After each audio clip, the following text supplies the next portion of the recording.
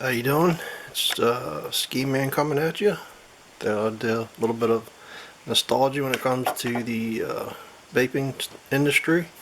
I have in my hands a Snow Wolf version 1, but you'll find it kind of interesting. There's a few things missing.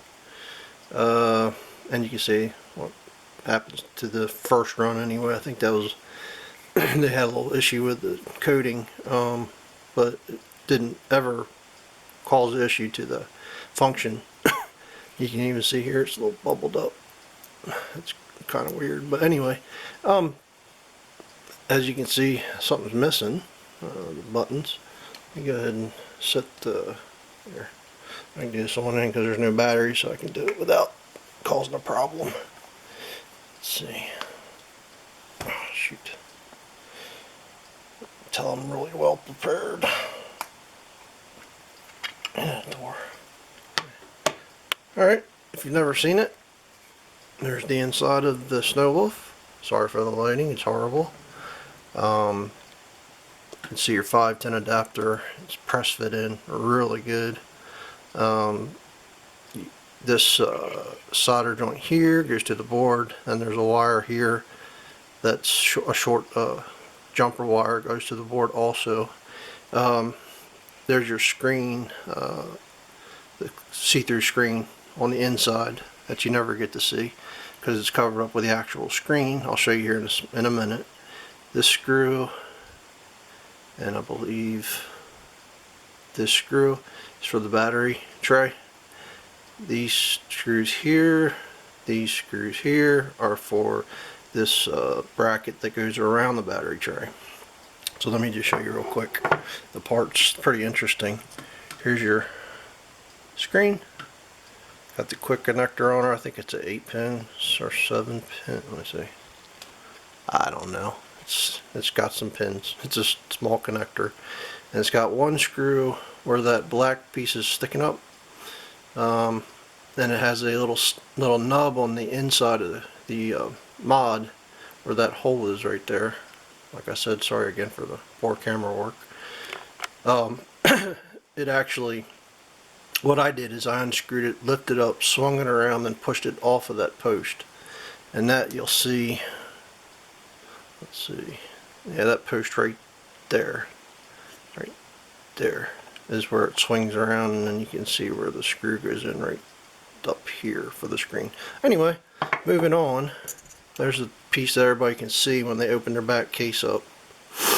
Real simple to take apart. Those screws, this comes up, I'm sorry, these screws on here, this comes up. There's 2 screws for the battery tray. See? Then that comes out really easy, just pulls right out straight up. Now the hardest part you're going to have, and it was for me, is unsoldering your wires. These 2 go to the battery tray, this goes to your 510 connector. Then that one jumper goes right here where my middle finger is, and you can see this is where the other side of the port that I just held up where the screen is, that's your other side. So that's your, that gives you all your information. And here's the board. Let's see if I can, yeah, it's actually in better shape than I thought it would be.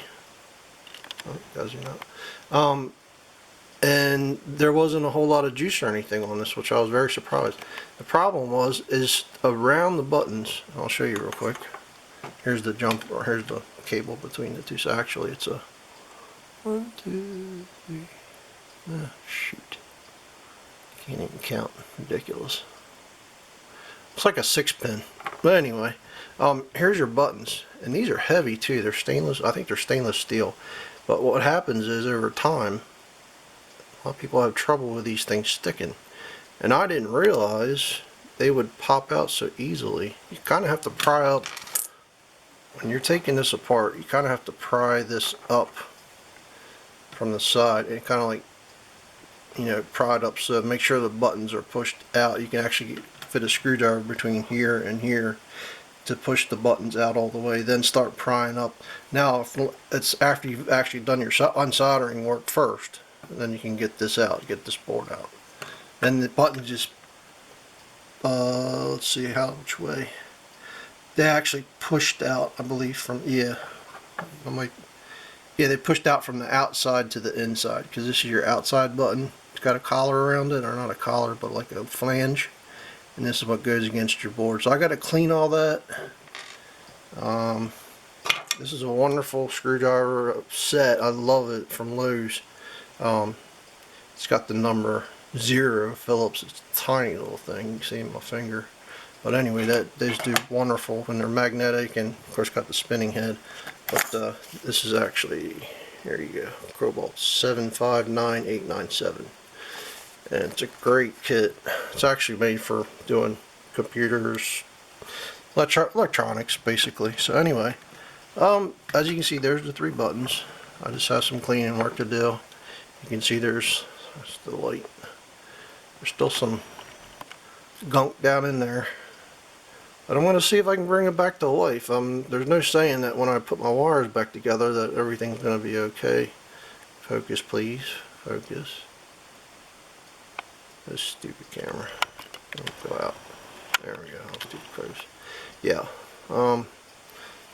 Like I said, sorry about the light. You see, now you can see where the screen's supposed to go. See? And this is glass, and so is your back door. It's glass too.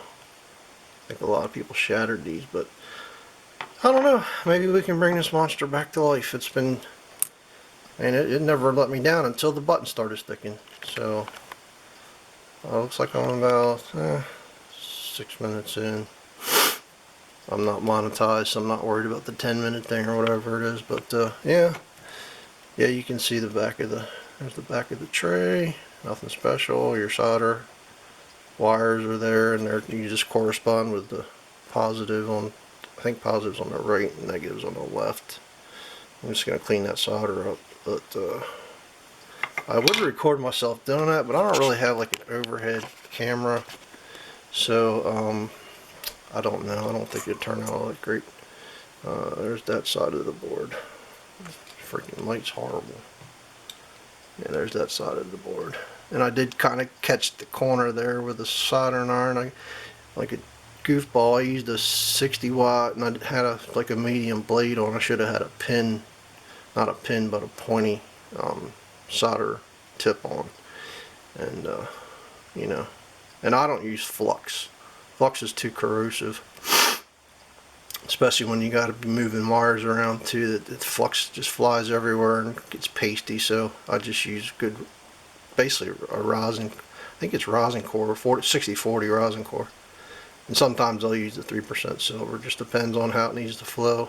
But I don't know. I mean, the buttons are clicky. Can't hear them from that distance, I guess. But here, you can see here. I don't have a finger on.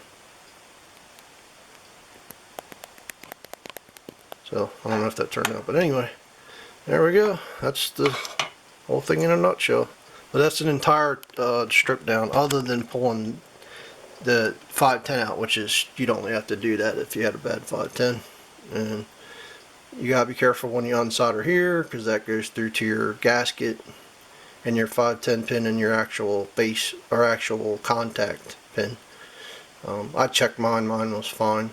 I was on it a little bit longer than I wanted to be, especially down here on this pin, because that pin's what is the actual connection, or the actual connection, I'm sorry, for your atomizer. But anyway, getting long-winded. So there's the whole thing with the buttons back there. There's your buttons. I gotta clean them up. So, oh, maybe I'll revisit showing it working. Let's see, how can I prove it? I don't know. I guess you can see what it is, what mod it is, how it looks and everything, and you just gotta take my word for it. I don't have any spare parts or spare boxes or anything, so I'll see what I can do. Thanks for watching. Sorry again for the light. Sorry for this. I'm sure the sound's not that great. I'm on an old camera. It's a Canon SX50. Believe it's actually PowerShot. Yeah, PowerShot XX50 HS, which got. I mean, this thing's got tremendous zoom, 50x optical zoom. but it's got its limitations because it's an older camera. But anyway, hope you enjoyed it. Like I said, it's kind of a nostalgic thing. I do have the new the Sigelli V1 Snow Wolf. I might do a short video just to compare the two. But yep, like I said, one more time, highly recommend this set from Lowe's. And what's nice is warranties. You just bring something in, and they, even if you don't have the receipt, if you're in the computer, you know, they just swap it out. If they don't have something, they give you the next best thing. So anyway, everybody take care, and it's good talking, and well, not for you, but for me. So everybody take care, and we'll see how this turns out. Bye bye.